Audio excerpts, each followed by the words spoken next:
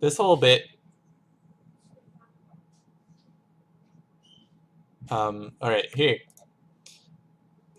That whole bit with sending him off stage, you need to be able to wave dash there, right? Wave dash, F smash, would have caught him. The other thing is, right here, you can fade immediately after you hit him down off to the ledge, and then you would have made it down there. Maybe not in time to down air again, but would have set you up in a better position, possibly. Don't roll there, but I don't want to say rolling bad because there's a situation coming up right here where you could roll because you are feeling pressured. The other roll you weren't really pressured by anything, or otherwise did you roll the wrong way or something? One sec. Yeah, you weren't being pressured by anything. You could have wave dashed out. Get out of shield as soon as possible when stuff like that happens, and do it without a roll. Rolling is for when you're feeling pressured by something and you can't move out of it.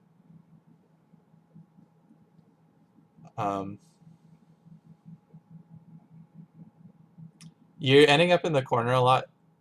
I want you to be super aware that when you ledge stall like this, it's really dangerous. There's this weird gimp here. Now you know that if you F smash right away, you can get it. But that's just a knowledge thing. Hopefully next time that pops up, if it ever does, you can get that. It's an awareness thing too, though. But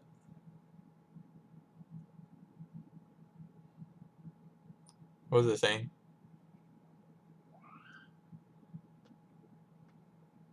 Oh yeah, you get yourself into the corner a lot, and ledge stalling. If you're ledge stalling, you want to be fast falling, and you want to learn how to fair ledge stall to get them off of situations where they're like that. Otherwise, you just roll because they're too close. But they can cover that, of course. So if you can get free damage off of fair ledge stall, like I like the theory of ledge stalling. I like that you're trying it. Because it is good. But at the same time, if you're not doing it right, they can just snag the ledge. If you're not fast falling, if you're like side B'ing down there as part of the ledge stall, that should only be in the case of recovery. A ledge stall should always be getting you back to the ledge as quickly as possible.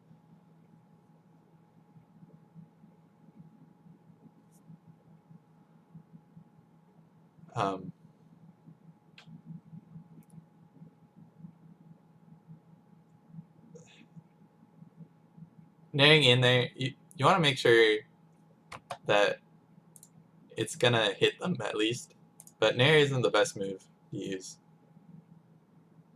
That would be fair, because you can fair, the ending on fair is less than nair, and you can grab and be spaced better to grab after hitting them with a fair.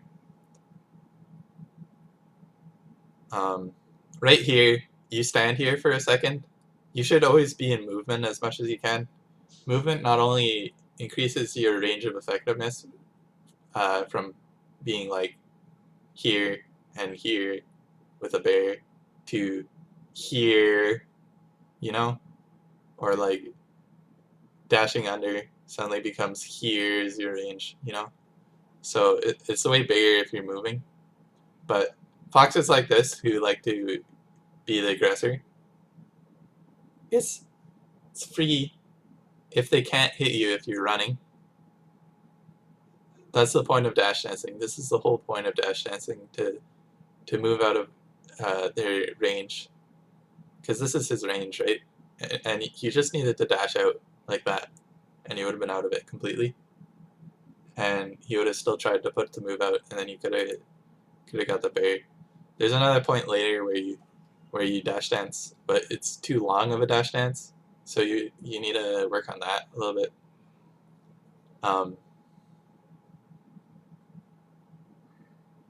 That was all right actually. Like you can do stuff like that. But like there also, your range of effectiveness is uh, into the platform just a little bit. So like really, the best thing to do when you can't hit them at a certain point is to bait them out. That's why center stage is so good, and that doesn't mean running to the other side of the stage. It means standing outside of their range, or um,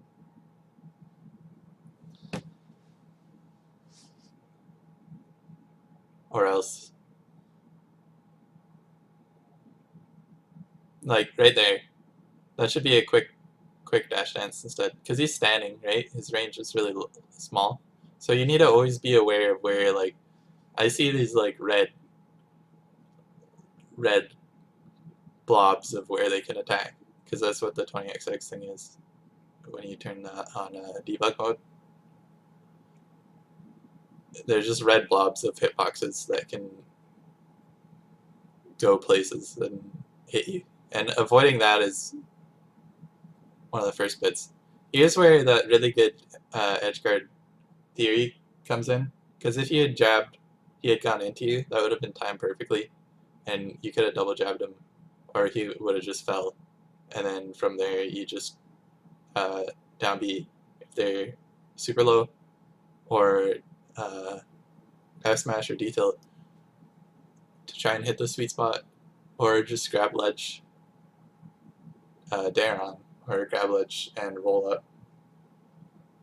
But if you had up tilted after the jab, if you had up aired, then you would have been knocked up onto this stage, and you could have probably even ledge canceled and like continued trying to follow up onto this, or he would have been hit up. You would have came up, fast fell. Practicing fast falling after up air, full hop up air is really important, and because you could have hit him with the up air, fast fell, and then F smashed if he wasn't gonna land on the platform, which he probably was gonna.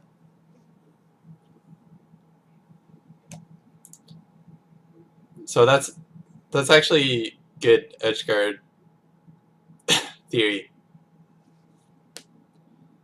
You just need those few extra steps in. That's a lot of extra steps, but once you do it enough, it becomes just second nature to you.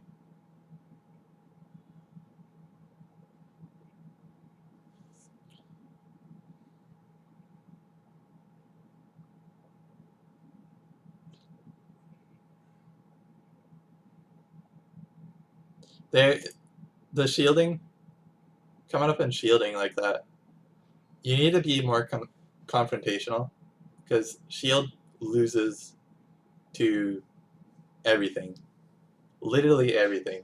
They can space around the shield with an aerial, they can grab it, they can shine pressure it. Loses to literally everything, and there are options that beat it. Immediate grab is better than shield. Uh, immediate jump fair is better than shield. Immediate F smash is better than shield. Like, you don't want to be F smashing a lot. It's not a good thing, but it is better. There, I don't know why you're using the move the wrong way. You're probably beating yourself up for that, but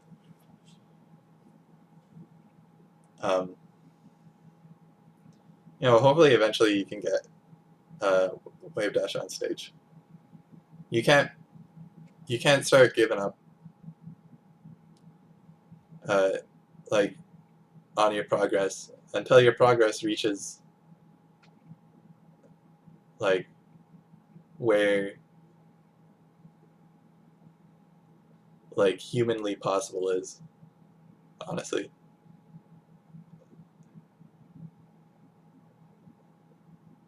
Progress is probably going to be slow. So I mean, don't stress too much. Don't worry about how fast you're improving. Just like pick something that you want to learn how to do, right? And then do it. At the beginning of this game as well, you're setting yourself into the corner. And you need to, like when you're running away like this, Fox, he's just doing whatever he wants.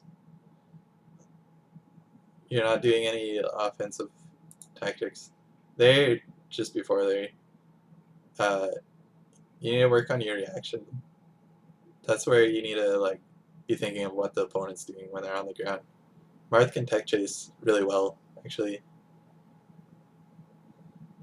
And like getting a grab off of that would lead into an F smash.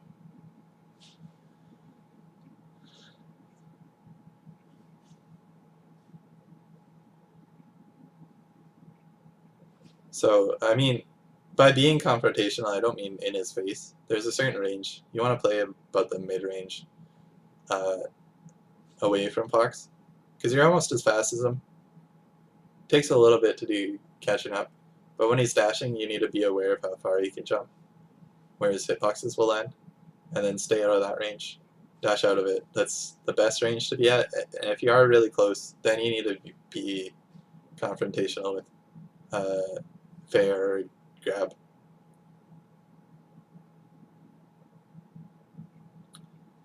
But if you can escape and get back into neutral at that range, that's much better. You can F smash there. That's just knowledge of up tilt follow-ups.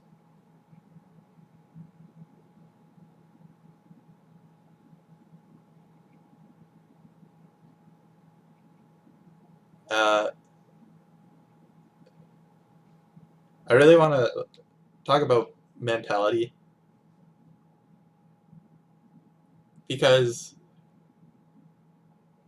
I think you'll find when you go into a tournament expecting to win versus everyone you meet, you're gonna have a bad time. For sure. But if you go into a tournament expecting to do what you practice and doing 100% what you practice, getting it all consistent, then it becomes a lot more like you're playing versus yourself, like you're setting a better standard for yourself every single tournament. And you're gonna feel pretty bad still if you aren't meeting your expectations, if you accidentally flub something or something like that. And that's when a second way of thinking comes in, when you need to find a way to move on to the next thing and not get caught up thinking about something that you did wrong. Move on to the practice afterwards. Think about what you need to practice, and then just keep setting a higher standard for yourself every single tournament as you can meet those standards, and you're gonna have a lot better time playing in a tournament like that. And practice what you want. Like, learn what you want to do, and you need to do the repetition of doing it over and over and over and over and over and over. It's like learning an instrument.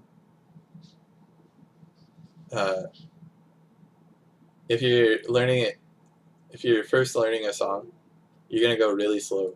You're gonna have to think carefully about each on a guitar, each strum, and your fingering.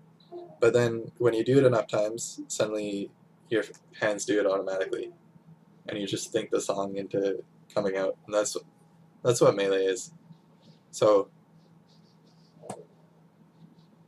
I hope that helped.